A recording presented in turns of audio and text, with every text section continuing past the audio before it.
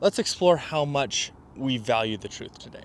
So for a minute, imagine that you are in a seemingly healthy relationship and you're very happy in this relationship with your partner. Would you want to know if they are cheating on you? Keep in mind, you are very happy and this relationship on the surface seems to be very healthy.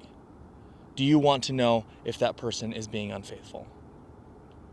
If you said yes, then that means that you probably want to know that this relationship is real. That you want to know that what you're standing on the relationship is something solid and not something hollow. Keep in mind that if they are cheating on you, this is going to be incredibly painful to know. Understanding all of that, if you still answer yes and you do want to know if this person is cheating on you, then it's probably because you value truth over the bliss of ignorance, even if the truth is painful. But what if the truth shows that you are the benefactor of injustice? What if all of the money you've earned and all of the status you've gained has been at the injustice of other people? What if the truth calls you a villain or an ignorant victim? Would you want to know if your dad is your biological dad or if you're the product of an affair? What about all the technology we use? Do you want to know that your favorite camera or your favorite smartphone or your speakers in your house, do you want to know that that came from brutal child labor and you supported it by buying it? The more we ask ourselves these questions, the more we realize that there may be a line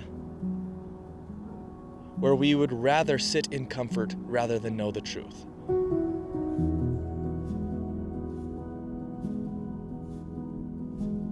Learning truth, discovering truth is supposed to feel like a sunrise. It is supposed to feel like the breaking of chains into freedom. It's supposed to feel like setting a new PR in the marathon.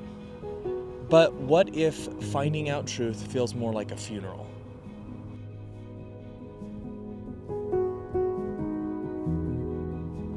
Not all clarity is cathartic. Not all epiphanies bring joy or relief or euphoria. Not all breakthroughs bring peace. Sometimes in the moment of realization, all you get is disillusion. And sometimes disillusion feels like dying. That is what ontological shock feels like. The breaking down of your entire framework of understanding the world. The realization that your map never was the territory. That you were only seeing projections of something instead of actual reality.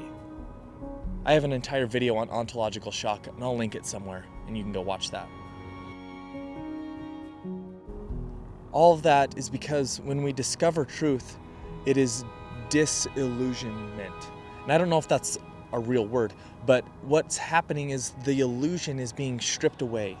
And that isn't always healing. Because sometimes when that illusion is stripped away, you're left feeling naked and vulnerable and exposed. Think about Plato's Allegory of the cave. Imagine a person chained up in a cave, watching shadows flicker on the wall. And that is their whole world. Their whole world is the cave and those shadows. And they are completely unaware that their entire reality is just projections of shadows on a cave wall. A puppet show of illusions.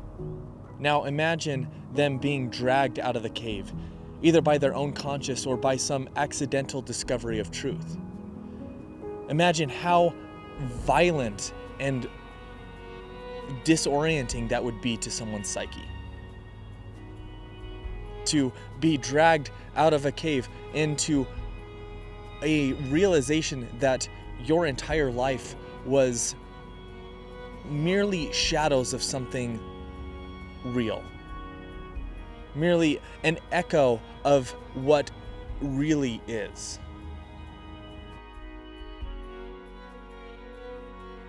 Imagine yourself stumbling out of the cave, completely confused and blinded by the light of the sun, understanding that everything that you believed to be true was actually just a shadow. of what is actually true?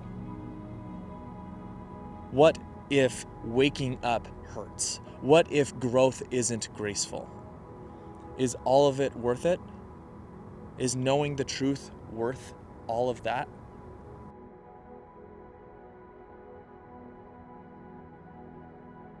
Or in the pain of waking up, would you just go back down into the cave, chain yourself back up against the rock, and watch the shadows? Because at least you were comfortable. Because at least you made sense of reality. Or would you allow that reality in the cave to die and be reborn into the ache of uncertainty in your new reality?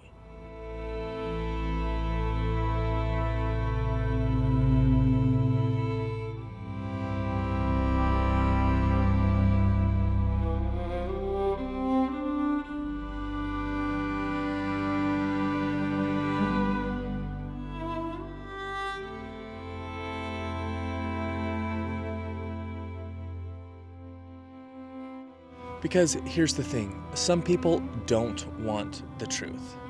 They want familiarity dressed up as truth.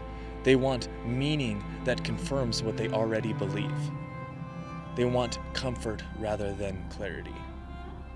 And maybe that's okay. Maybe that's understandable. Maybe that's just human nature. And so all of this begs the question, where do you sit in all of this? Do you see the gray in this, or is it black and white? And I'm not saying that it can't be black and white. For me, I have come to realize that I have yet to find a situation where I do not want the truth. One of my core values is truth over comfort. But it has taken me 7 or 8 years to realize that that doesn't make me better than anyone else. That my core value of truth over comfort just makes me me. It doesn't make me better. Some people want to stay in the cave. Some people will go back into the cave. And that's okay.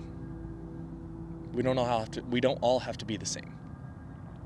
So, I don't know. I hope this exploration of the value of truth was interesting or thought-provoking. And I hope you'll stick around, and I'll catch you in the next video. I think I need to clarify really quick, or put kind of an asterisk on that last little bit. I will stand by what I said about me valuing truth over comfort in pretty much every situation. But, and here's the asterisk, it's one thing to know the truth, and it's a whole nother thing to allow the truth to dictate your actions, to align your actions with the truth. So I think I'm going to do a video next week on that. So stick around.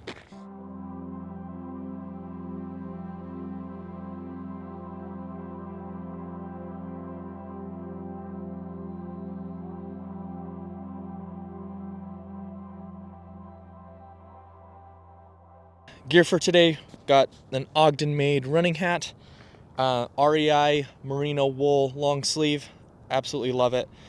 And then shorts are from 10,000, and then I've got Stance running socks and the Speedland running shoes.